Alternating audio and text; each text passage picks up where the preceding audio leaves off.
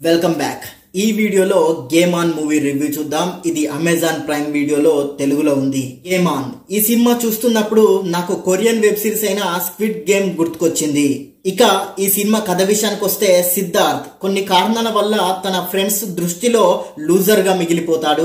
దీంతో సూసైడ్ చేసుకోవాలనుకుంటాడు. ఆ టైంలో సిద్ధార్థ్ కి ఒక ప్రైవేట్ నెంబర్ నుండి ఒక కాల్ వస్తుంది. సిద్ధార్థ్ ని కొన్ని టాస్క్లు పూర్తి చేయాలని కొందరి నుండి పేమెంట్ అందుతుంది.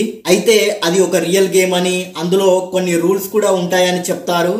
ఈ గేమ్ టైంలో తారా అనే ఒక అమ్మాయి అతని జీవితంలోకి వచ్చి అతన్ని లవ్ చేస్తుంది. ఈ రియల్ గేమ్ సిద్ధార్థ్ లైఫ్ ని ఎలా మార్చింది, అసలు ఆ గేమ్ రూల్స్ ఏంటి, ఆ గేమ్ లో గెలవడానికి సిద్ధార్థ్ ఏం చేశాడు అనేదే ఈ సినిమా మెయిన్ స్టోరీ. ఇక ప్లస్ పాయింట్స్ విషయానికి వస్తే, ముఖ్యంగా సిద్ధార్థ్ రోల్ లో యాక్ట్ చేసిన గీతానంద్ తన యాక్టింగ్ ఈ సినిమాకి పెద్ద ప్లస్ పాయింట్ అని చెప్పొచ్చు.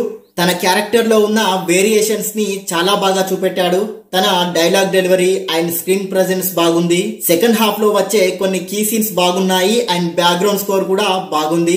సినిమాటోగ్రఫీ చాలా అంటే చాలా బాగుంది. రీసెంట్ గా వచ్చిన చిన్న సినిమాల్లో ఇదే ది బెస్ట్ సినిమాటోగ్రఫీ అని చెప్పొచ్చు.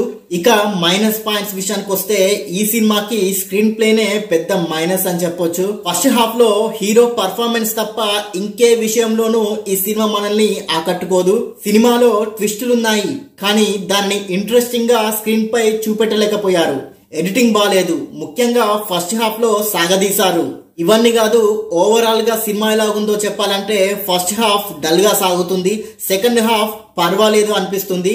ఖాళీగా ఉంటే ఒకసారి ట్రై చేయొచ్చు. ఈ సినిమాకి నేను ఇచ్చే రేటింగ్ 5 కి 2.5 star rating. And thank you for watching. Please subscribe చతుర్య TV.